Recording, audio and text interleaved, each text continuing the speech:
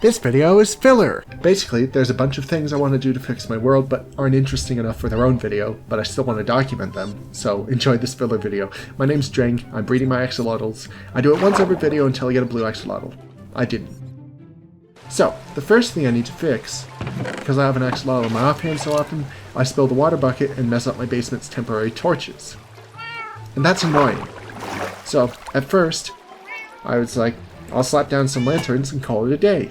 But then I was like, I've procrastinated on this long enough, I should finally decorate my basement for real. I used the calcite I got last episode as a ceiling and hid my trash can cactus that way, lowered the floor a layer to make up for this lower ceiling, and mined out this little layer behind the stairs. I figured I should use more 1.17 blocks for the new construction, so I went with deep slate bricks for the walls, which I had to learn how to craft as I was recording because I've never tried, and I didn't want to stop recording to go check the wiki. I even checked the recipe book, which I don't like to do, but to no avail.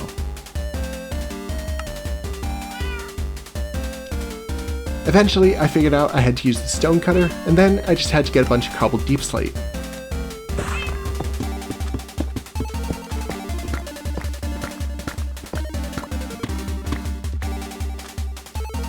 With my blocks at hand, I just had to start mining out the walls and putting new ones in.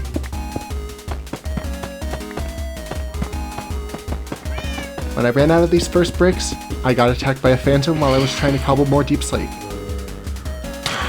But I didn't even have to fight the phantom, because he just died from touching me because I have thorns on all my armor. You can see even I was surprised. I dropped Sir Axolot again, but that's why I'm decorating the basement in the first place. I moved the lanterns up, because the room was more finished now. The first place I put the lanterns looked ugly, so I had to move them.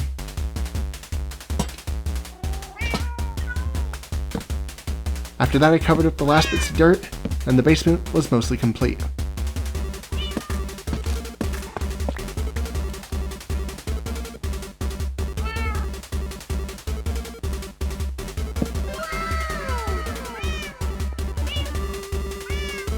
Later I went off camera and added more decoration and moved my armor stands down there, and now it's a properly nice little room.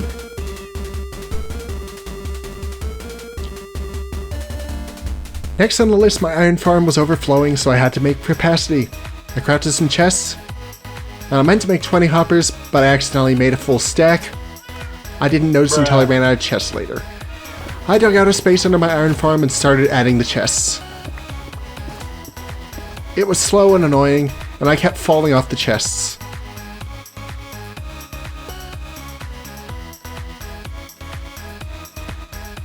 I finally realized my mistake here, and had to go make more chests, and I was ambushed by this zombie.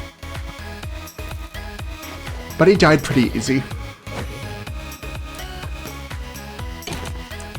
The last chest was surprisingly difficult to get into place, but I did get it on there after much struggle.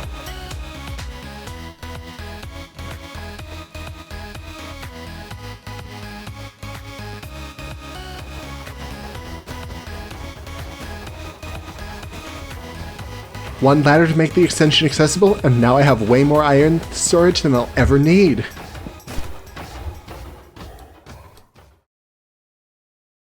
Next, I headed over to my destruction desert and grabbed a bunch more sand. I already have a lot of sand, but I'm using that all for the mushroom dome, so I've already moved it. And if I use that sand now, I just have to dig this sand up later, so I went this route instead. I'm using all this sand to patch out the minefield of creeper holes in the desert next to my base. Eventually a town's going here, so I figured I should get the first stage of terraforming done here and now. Besides filling in creeper holes, I also smoothed these areas that looked funny out, and I ran out of sand, so I had to come back to the destruction desert. I dropped Sir Axolot the second time this segment, but this time I also deleted the water. That happens a lot. I'm basically a klutz in Minecraft. The desert wouldn't be complete without cacti, and most of the old cacti in this desert have been blown up by the creepers, so I'll have to revive those too.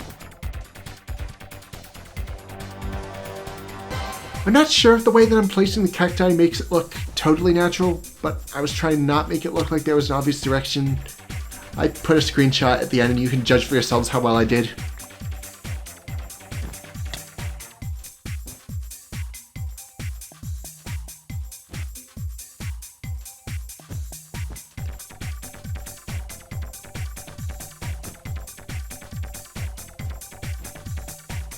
I also torch spammed even more this desert because I want it to stay as pristine as I can until I build Drangville on it.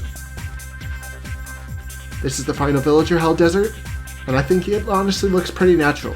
You tell me.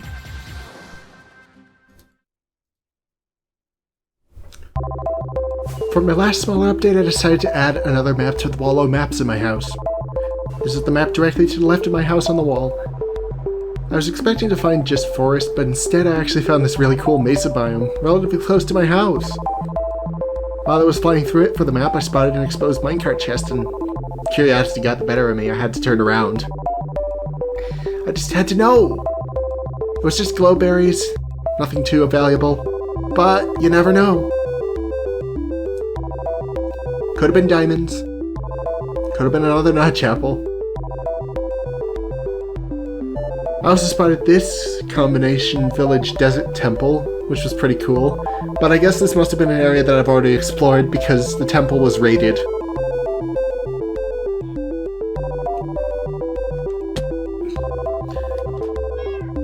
I was near my house, so I flew over and went to sleep so I could fill the map in daylight. My elytra were getting low, so I went to my enderman farm.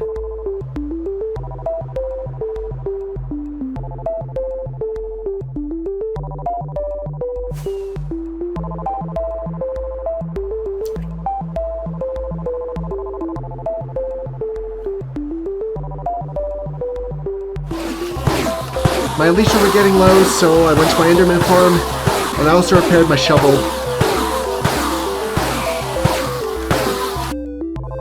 I marked out all the villages, including this Savannah village, which is actually where I originally found Need How Good of My Cat. It was a lot of fun coming back to this little village. I haven't touched it yet, maybe I'll do something with it. Found another ruined portal, and I got a free bell from it, which is pretty nifty. I also got some free iron. I also spotted this cool village. I love when Dark Oak Forest and Village interact. It just looks really cool. Finally, I put the spoils of this little trip away, which I should really label my chests.